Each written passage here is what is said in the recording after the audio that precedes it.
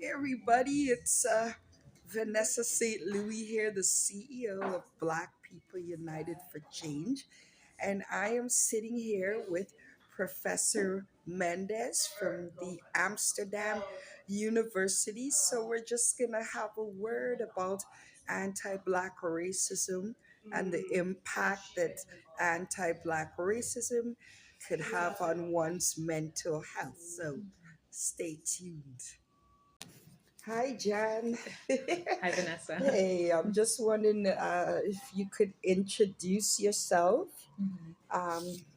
your works that you're doing, and how we came to meet here today in Toronto. So I'll give you the floor, Professor. Okay, so yes, my name is Dr. Jen Mendes. I'm an assistant professor at the University of Amsterdam in the Department of Sociology. My position specializes in gender and sexuality studies, but I always emphasize very essentially from the point of my interview that for me, gender and sexuality is always interwoven with questions of racism and anti Black racism. So, this is the work that I do since my PhD, postdoc until now.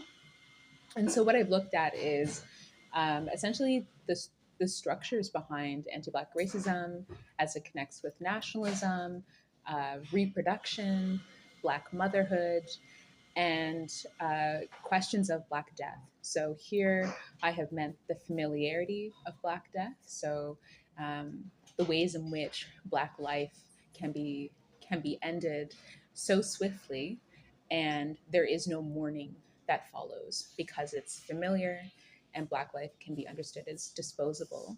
And so this has been something that I've questioned and challenged.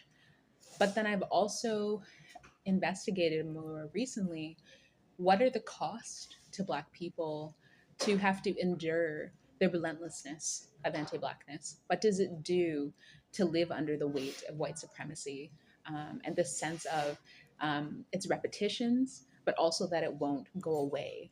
And so I've done some media case study analysis. My area of specialization has been Canada, Norway, and Sweden, so northern welfare states that claim to accept difference, be tolerant countries, be multicultural, but at the same time are built on ideologies of white supremacy.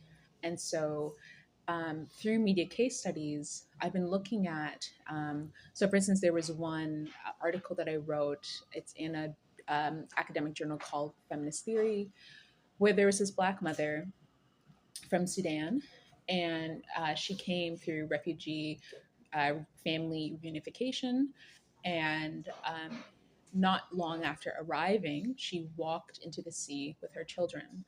And very quickly, the reaction in Norway was, well, one of shock, but very, very swiftly, she was criminalized, even as a dead woman, right? So she was given a lawyer. She was charged with murder. She was charged with murder as a dead woman. Wow. And so there was a sense of incomprehensibility. How could she do this? Why did she do this? But what was not unintelligible was that she was a criminal, that she was a murderer. And so what I've done in my article is I try to witness her. I tried to witness her pain. I tried to witness her suffering, and I tried to understand what was it like to live as a Black woman in Norway that made death more favorable than life. Trying to read it through that. And so, how I've come to meet with you, Vanessa, Yes. is that I'm continuing this work, taking it out of the media and speaking to Black mental health professionals, uh, Black doctors who focus on anti Black racism, and also doctors who perform medical assisted in dying. Because what I want to know is anti Black racism a motivating factor for Black people to want to commit suicide or end their lives? Where there's this understanding that the future that lays before them is a future that is marked by anti Black racism. So, what is the point of going on?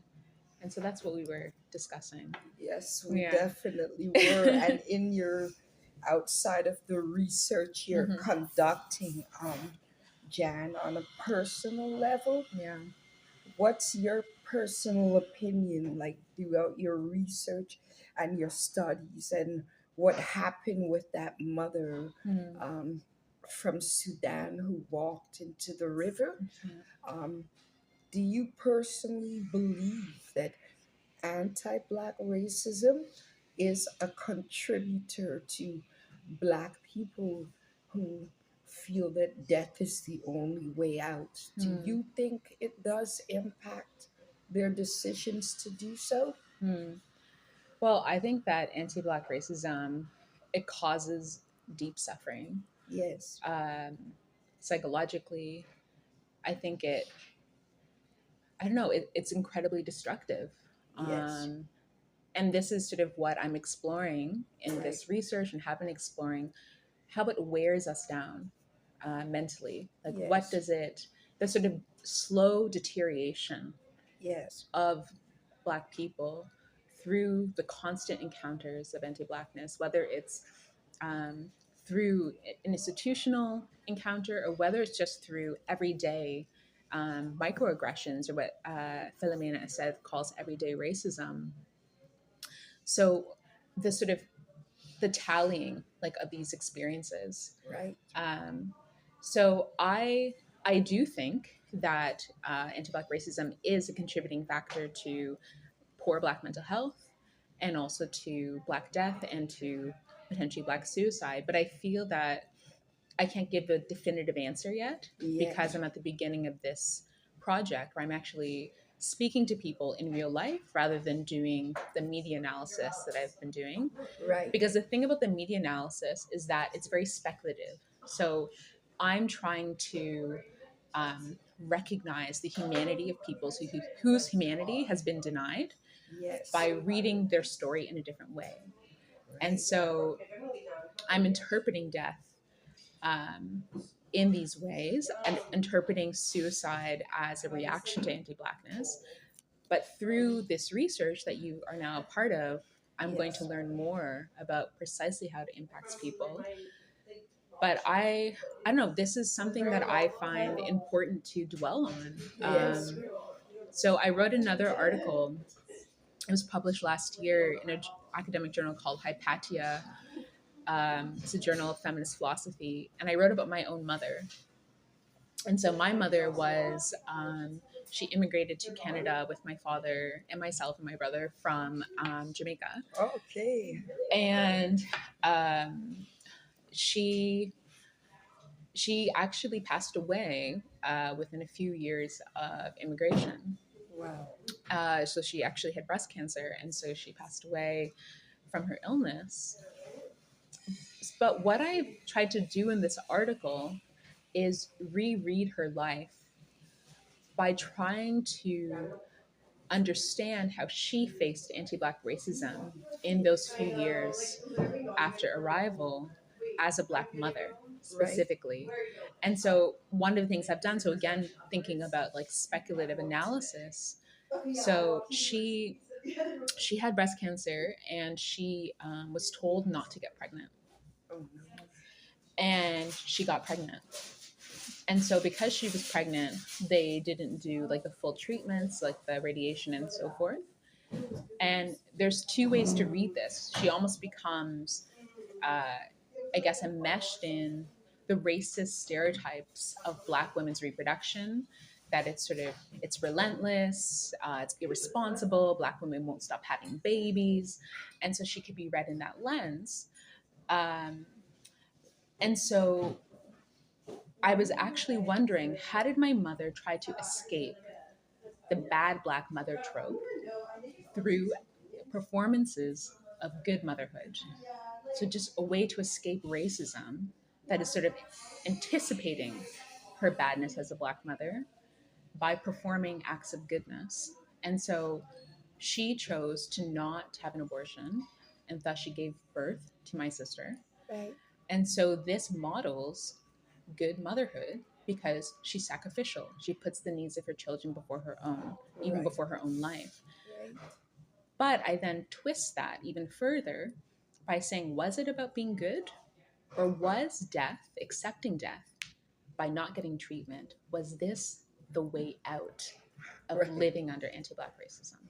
And so that if it's the latter, that Mm-hmm. you said that that was her way out Yeah. from, you know, getting out of a society, because in Canada we live in a society where Mm-hmm.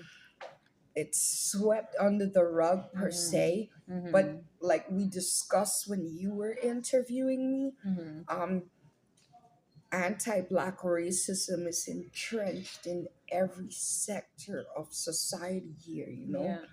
that it can become so heavy that people Mm-hmm. say the only way out of this Mm-hmm. is through death, Mm-hmm. or suicide, Mm-hmm. um, because what's the point in doing a petition or doing a Mm-hmm. demonstration, or you know so Mm-hmm. if your mom decided that that was her way out Mm-hmm. of a very racist society Mm-hmm. against black people, then racism is very real, Mm-hmm. it's very serious, and it's deadly, and it's also heavy, Mm-hmm. and I'm sorry you lost your Mm-hmm. mom. Thank you. The story you told me about the Sudanese lady, like Mm-hmm. that, even in death, how do you try someone who's I deceased, is know. what I'm wondering, Mm-hmm. but Yeah. I think your research is great, and I'm just wondering before we go, Jan, what do you hope to what outcome do you hope to see as a result of your research? Hmm. Yeah. So I think that I'm not exactly sure like where this will end up, Mhm. like what the overall result will be. I think I don't know. Going back to when I was a teenager in university and those early days, and learning about Black feminist theory, not because I learned about it in my courses, Mhm. it was absent, but because I searched for it by going to the library and reading a bunch of Black texts. You mentioned what is it, W. E. B. Du Yeah, Bois, yes. yeah. So Du Bois' work. So reading his work, also reading a lot of like fiction, like Langston Hughes, and then finding my way to Black feminist theory, and this gave me a language like to describe my experiences at last. I remember like reading bell hooks and others and reading their words, and I remember feeling like, how do they know? Like it's like they're in my mind, like how do they know? Because the way that they were describing the the everyday humiliations that we face, the microaggressions and so forth, it had been my experience growing up. And so I had a language now through Black feminist theory to explain why the things that happened to me happened, and to Right, recognize that it wasn't because it was anything that I was doing, and to right. understand how anti-Black racism works. And so for me, this is always the motivation for my research, is Wow, to understand, of right? To course. gain more language, to clarify the Black condition, like in Yes, Canada. And I think the more knowledge we have, the more language we have to describe it, this is beneficial to, well, if we can dream, to its slow destruction. yes, you are right. It's a anti-black racism is a destructor, as you say. But one thing, like, we don't really. It's not. A lot of people have this mythical belief that it Mm, doesn't exist in Canada. So mm, your research will amplify the fact that it is extremely prevalent yeah, on the north side of the North American border, yeah. and that mythology needs Mm-hmm, to be, you know, removed from people's thinking, because mm-hmm, we always associate racism with the southern side mm-hmm, of the North American border. So your research is perfect and mm. amazing. Thank And you. just one last question. Mm. You live in Amsterdam, you're a Mm-hmm. professor in Amsterdam, you have your PhD, yay, sister. Do you face it as much as, do you face that microaggression and anti Black racism in the Netherlands as much as you would here in Canada? Mm.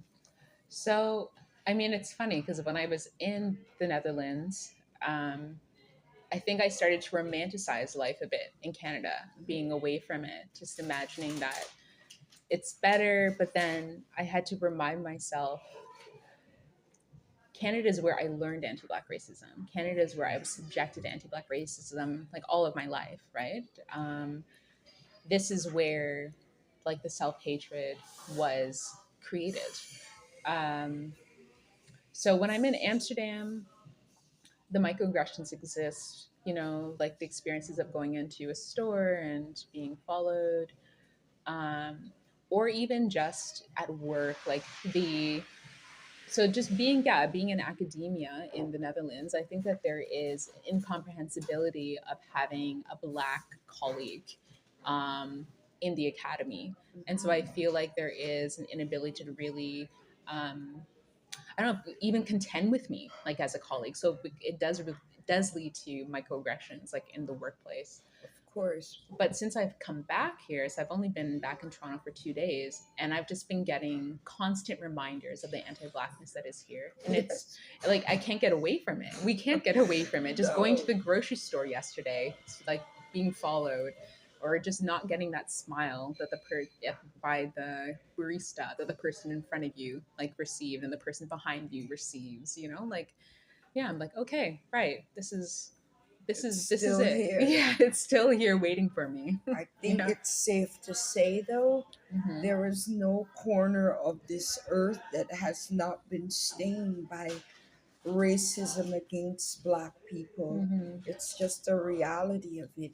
I You agree. can't even say, well, the motherland, yes, they faced it, the apartheid movement, the Afrikaans. So Mm. there's nowhere, no continent Mm. in this world where anti Black racism is not prevalent Hmm. or where it has not been stained by the Hmm. ugliness and the heaviness Hmm. of anti Black racism. Yeah, So it's a global pandemic I agree. It is a that, global condition. mhm, Yeah. most definitely. So I just want to thank you so much. I learned a lot from you, Professor, today. And I congratulate you and applaud you on the research that you're doing. Mm. And just so it is Professor Dr. Jan Mendes from the Department of Sociology Hmm. at the University of Amsterdam. A Black Canadian Yeah. stretched her wings to the Netherlands and Yes. doing amazing research. And where can we find that article you just mentioned? Yeah, so the article on my mother, it's in a journal called Hypatia. So it's Hypatia. So that's Okay, online and it's freely accessible. okay, And so it's called A Treason Against Goodness. That's the beginning of it. So if you just Google A Treason Against Goodness and my name, you'll find it. all right, And then the other article about the Sudanese mother, that's in a journal called Feminist Theory. okay, And that you can also find for free by just Googling my name and feminist theory. okay. But I'm just gonna see. I'm just wondering, Yeah, because we're on WhatsApp together now, do yeah. you think you could send me those Oh, URLs? sure. I'll look. You said feminist theory, right? Feminist theory. Okay, Yeah, I'll look it up. And Hypatia, and Hypatia. treason of A treason against a goodness. treason against goodness. Yeah, Wonderful. yeah. Okay. So I'm just Because when gonna. I'm going to broadcast this video, Mhm. um, and I'll just put the URLs so people could read that journal, especially the treason. You sparked Yeah, my interest with the treason yeah. against goodness, but So the one in the feminist theories, if you also Google disciplining the mhm. disobedient black maternal subject. Ah, and Disciplining the the disobedient Black maternal subject, wonderful. and you'll find it. And that's by you, It's right, by me. doctor? Yes. Okay. Both by It's a me. pleasure sitting here with a very young doctor. It looks like I could be your mom, but you taught me a lot. And I hope for anyone who's listening that you've learned something from our little chat here today. And once your research is complete, I guess we could find that online as well, I'll right? share it with you. Oh, I can't wait. Yeah. All right, everybody, it's a wrap for us. Jan, I hope you enjoy the next 3 weeks here in Canada and have a safe flight back to the Netherlands. Thanks, Vanessa. You're Good to talk with welcome. you. Likewise, sister, doctor, professor. Bye bye, hon. Yeah, that was a very enlightening chat. It's we always sometimes we don't think about the gravity of anti-black racism, but it is heavy. Hope you guys have a wonderful day. Bye bye.